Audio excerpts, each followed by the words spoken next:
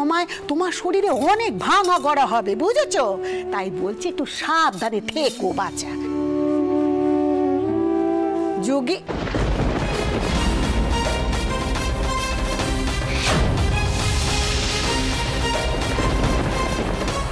ও কি বড় নাথবো, তুমি এখানে কি করছো? দিদি এখানেই থাকবে। নাথবো, একটা কথা শোন, তো ছোট খুড়িমা এখনো জানেন না যে তুই এখানে এসেছিস। জানলে এতক্ষণে একটা হইচই লেগে যেত। আমিও চাই না পুরনো কথা নিয়ে কোনো হইচই হোক। তবে আপনি যা বলবেন আমি তাই করবো ফুল ঠাকুমা। তুই ঠাকুর ঘরে ঠাকুরের সেবা কর, ঘরের বাইরে বেরোস নে। আমি দেখি কি করতে পারি। আমাকে তো সব ব্যাপারটা বুঝে নিতে হবে। আমি কি তবে এই সংসারে আর নিজের ইচ্ছে মতো চলাফেরা করতে পারবো না? আগে যেমন করত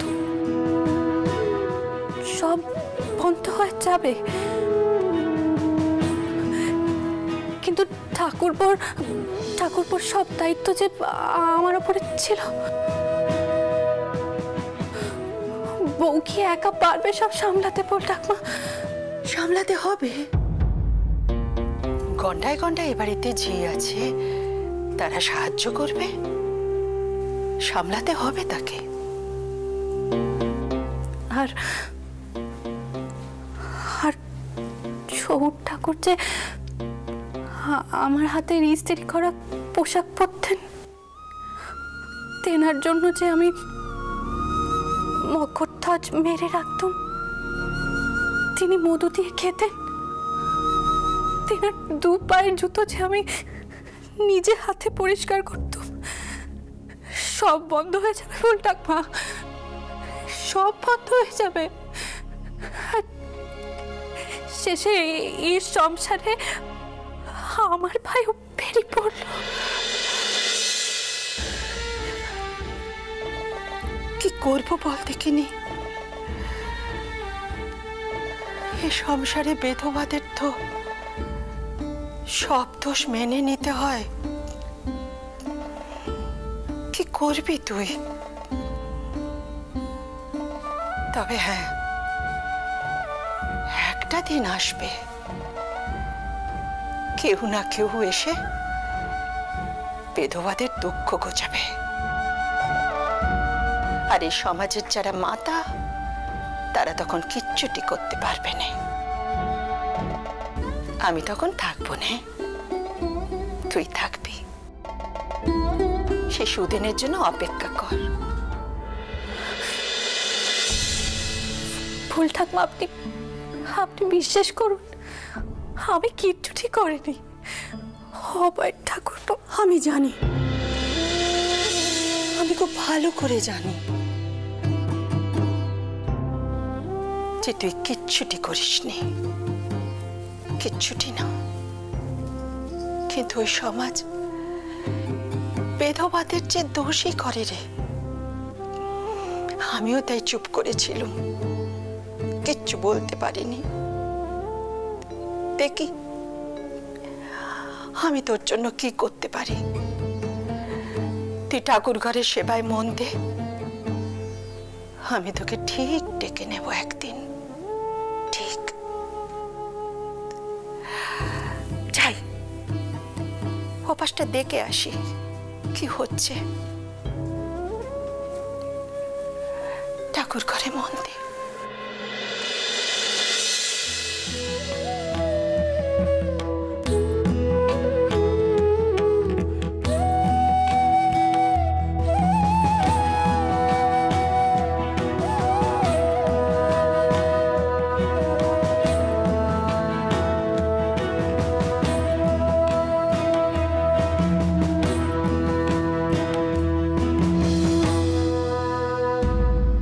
ঠিক হচ্ছে না দাদা মশাই। গ্রামের মানুষটা তো আমাদেরই প্রজা, তাদের ভালো মন্দ দেখার দায়িত্ব কিন্তু আমাদের উপরই পড়ে। এদিকে মার্টিন সাহেব প্রজাদের উপর যা অত্যাচার করছে তা বলে বোঝাবার নয়, অথচ কোম্পানির নতুন নিয়মে উচিত ছিল প্রজাদের কল্যাণের কথা ভাবা। রাজচন্দ্র, আমরা হচ্ছি ব্যবসায়ী, আর এই মার্টিন সাহেব হচ্ছে আমাদের সহযোগী। তিনি জমি নিয়ে নীল চাষ করেন, আমরা সেই নীল রপ্তানি করি। এই ব্যাপারে একদিন ধরে চলে আসছে। সে কিভাবে নীল চাষ করে সেটা জেনে আমাদের কি লাভ? সেখানে যে অশান্তি হলো, এরপরে কি আমরা নীল রপ্তানি করার অনুমতি আর পাবো? আমাদের ব্যবসায় কত লোকসান হলো সেটা তুমি জানো? আমি চিরকাল বলে এসেছি, ব্যবসায় আবেগ থাকা উচিত নয়। এত তালুকে তো নীল চাষ হচ্ছে, হঠাৎ আমাদের তালুকে কি এমন ঘটলো যাতে তোমাকে জড়িয়ে পড়তে হলো? এমনকি নাথবউ পর্যন্ত জড়িয়ে পড়লো। তুমি প্রগতিশীল, কালাপাহাড় রামমোহন রায়ের সেনাত, আমি সব জানি। এটা ভুললে তো চলবে না। তুমি হচ্ছে মার বংশের পুত্র। আমি বলতে বাধ্য হচ্ছি চন্দ্র, তোমার মধ্যে প্রখর ব্যবসায়িক বুদ্ধি দেখেছিল, কিন্তু এক্ষেত্রে কি হলো? এইভাবে নিজের ব্যবসায় ক্ষতি করলে তুমি। ক্ষমা করবেন বাবা মশাই, আমি মনে করি ব্যবসায় মুনাফা মানে প্রজাদের ক্ষতি করা নয়।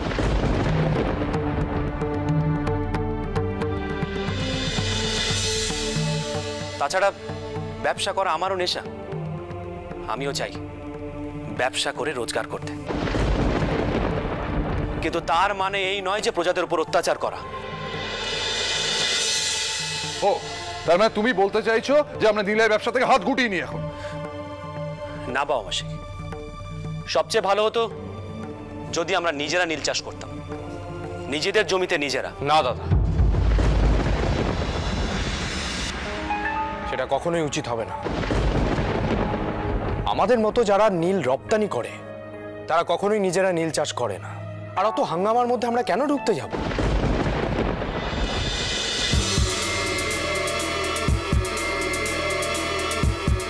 তোমায় দেখে খুব ভালো লাগছে দাদা। সব কুশল তো? বৌঠান কি ফিরেছেন মকিমপুর থেকে, নাকি ওখানেই রয়ে গেছেন? শুনলাম তো ওখানকার প্রজারা নাকি তাকে খুব ভালোবেসে ফেলেছেন।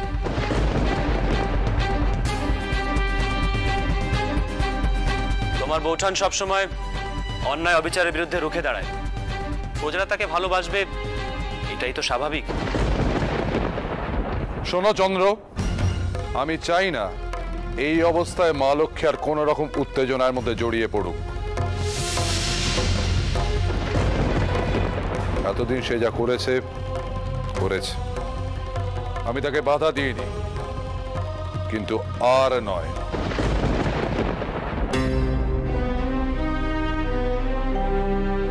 মনে রেখো, আমার বংশধর আসছে,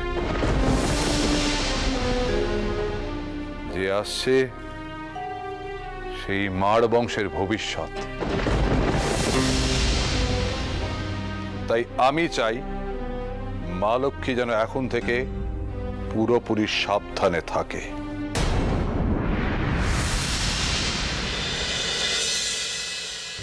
এই ভালো ঠাকুর, আমি এই বাড়ি ছেড়ে কোথাও যাব না। এই ঠাকুর ঘরে বসে তোমার সেবা করে বাকি জীবনটা কাটিয়ে দেব।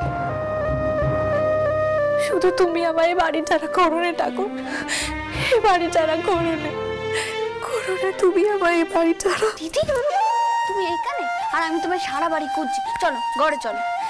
না রে, এই ভালো, আমি এখানেই ভালো আছি। কেন তুমি এখানে থাকবে কেন? তুমি ঘরে চলো। তুই কেন বুঝিস নে? একখানা সন্তানের জন্য যে আমার পরাণটা হাক পাক করে। যদি যদি নজর লেগে যায় সেটা কি ভালো হবে বল? এইভাবে বলছো কেন দিদি? আমার ছেলে কি তোমার কেউ নয়? তুমি তাকে কোলে নেবে না, তুমি তাকে আদর করবে না? তবে এইভাবে কেন বলছো? লোভ দেখাস নে বউ, লোভ দেখাস নে। একটা মা ডাক শোনার জন্য যে আমার পরানটাও কাঁদে, একখানা বাচ্চাকে যে আমারও আমার বুকে আঁকড়ে ধরতে ইচ্ছে করে, তার যত্ন করতে ইচ্ছে করে। আমি তোমায় লোভ দেখাবো কেন দিদি? আমার ছেলে তো তোমারও ছেলে, আমার ছেলে তো তোমার কোলে পিঠেই মানুষ হবে, আর আমি কি তাকে একা সামলাতে পারবো? মা, তুই জানিস তোর ছেলেই হবে। ভালো, এই কথাটাই সবসময় ভাববি, কেমন? দেখবি ঠাকুর নিশ্চয়ই তোর কথা শুনবে।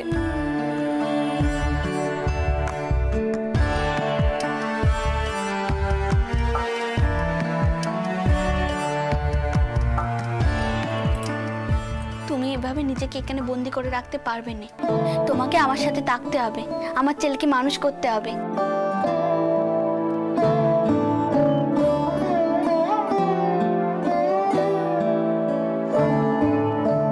নতুন বউ, গিন্নিমা তোমার ডাকছেন।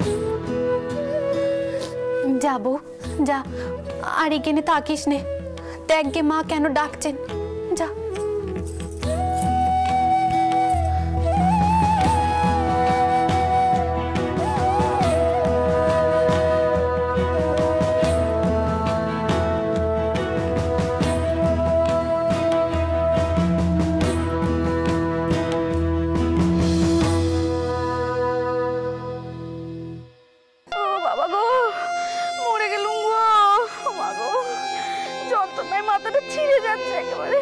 কোবরেজ ডাকি, এত যখন যন্ত্রণায় কষ্ট পাচ্ছ। কষ্ট কি এ সংসারে আর কম পাচ্ছি? বড় গিন্নির হাত তোলা হয়ে থাকতে হচ্ছে, তার থেকে বড় কষ্ট আর কি হবে বলুন? মেয়ে তোমার ছেলেটা এখানে। অভয়, ও অভয় বাবা, কোথায় ছিলি বলতো? সকাল থেকে একবারও দেখলুম না তোকে। জলখাবারটাও তো খাসনি। বউঠানের ছেলে হবে? তুমি কিছু শুনেছো? কি কি বলছিস কি তুই? তুই কোত্থেকে জানলি এসব? আমি বৈঠকখানায় চললুম, কবরেজের দরকার থাকলে বলো গিন্নি। দাঁড়ান বাবা মশাই, আপনারা কি জানেন বাবু রাজচন্দ্র দাস এই মার বাড়িতে ফিরে এসেছে? শুধু রাজচন্দ্র নয়, সঙ্গে তার স্ত্রী আর বড় বউঠানও ফিরে এসেছে। অবশ্য এত বড় মহল, আপনাদের কানে হয়তো খবরটা এখনো পৌঁছয়নি। চন্দ্র ফিরে এসেছে? এ তো ভালো কথা। ভালো কথা তো হবে। চন্দ্র ফিরে এসেছে, তার থেকে ভালো কথা আর আপনার কাছে কি হতে পারে বলুন? না না, পাগলেও নিজের ভালো বোঝে, শুধু আপনি বোঝেননি।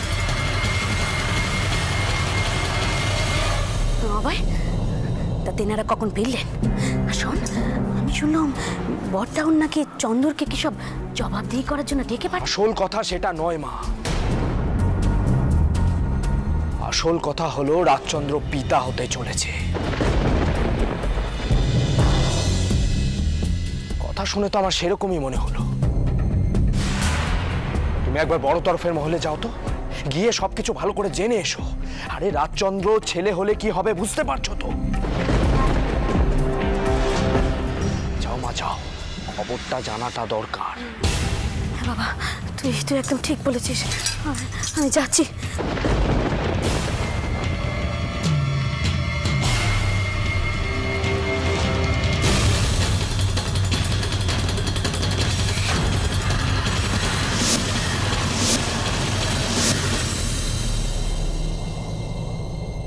শোনো বৌমা, তোমাকে কতগুলো কথা কই। পেতম ব্যাটার মা হতে চলেছ, এমন সময় মাঝে মাঝে শরীর খারাপ হবে, ভয় পাবে নে। এমন যদি হয় কোনো কিছু গোপনও করবে নে। শোনো বাচ্চা, এই সময় বেশি ভারী জিনিস টেনে তুলবে না, কেমন? হ্যাঁ, ওই মাঝে মাঝে একটু গা ম্যাচ ম্যাচ করবে। তার জন্য আবার সবসময় শুয়েও থেকো নি, একটু কাজকর্ম করো, তা না হলে বেশ সময় কষ্ট পাবে। আর নিত্য জনার্দন পুজো করো। সুবালা, তুই দেখবি নাথ বউকে যেন রোজ নিম আর হলুদ দিয়ে শুদ্ধি করানো হয়। আগে তবে কর্তা মা, নতুন বউকে বলুন যেন নজর থেকে বেঁচে চলে। আজই তো ঠাউর ঘরে কই ছিল তার ব্যাটা হলে নাকি বড় বউয়ের কোলে দেবে।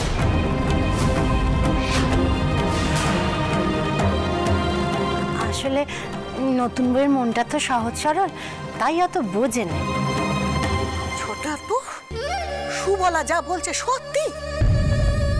তোমাকে কে এত পাকামি করতে বলেছে বলো দেখি?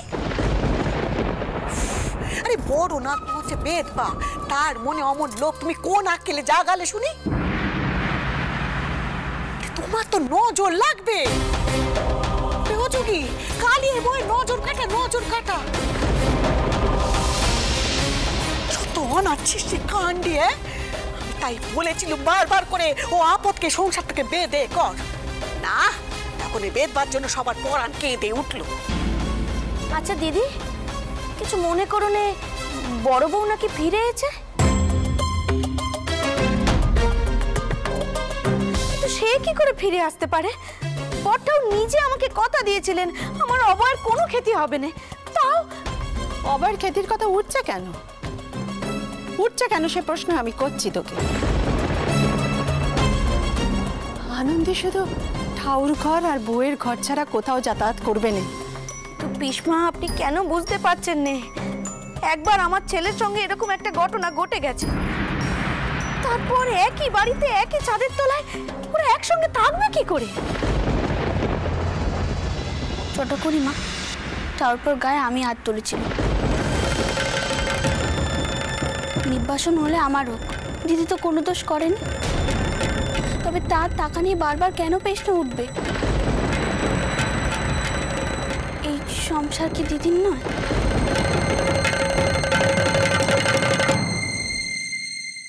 ছোট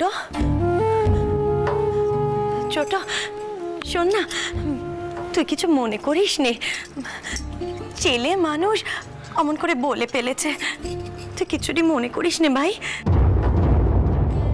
বৌমা, ছোট কুড়িমার পা ধরে মাপ চাও এক্ষুনি। ওটো, যাও বলছি। আর আমি যেন কখনো না শুনি তুমি কারোর মুখে মুখে এমন করে চোপা করেছো।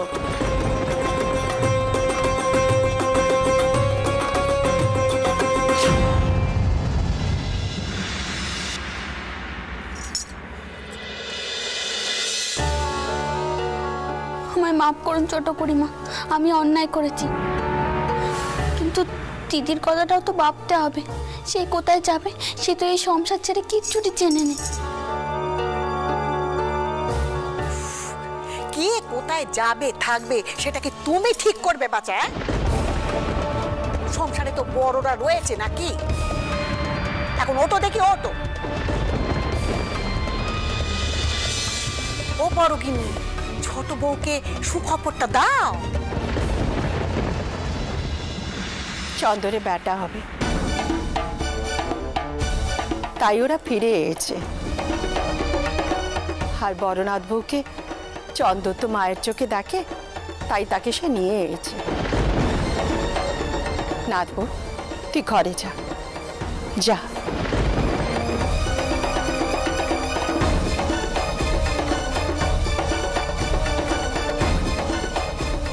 ছোট, আমার চন্দরের পেতম ব্যাটা হবে, এই খবর কানা শুনে তুই খুশি হলি নে?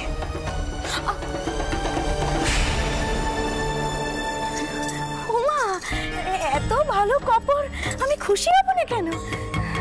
কিন্তু দিদি, কিছু মনে করো না, যতবার বড় বউয়ের কথাটা ভাবছি আমার বুকের ভেতরটা ভয় কেঁপে কেঁপে উঠছে।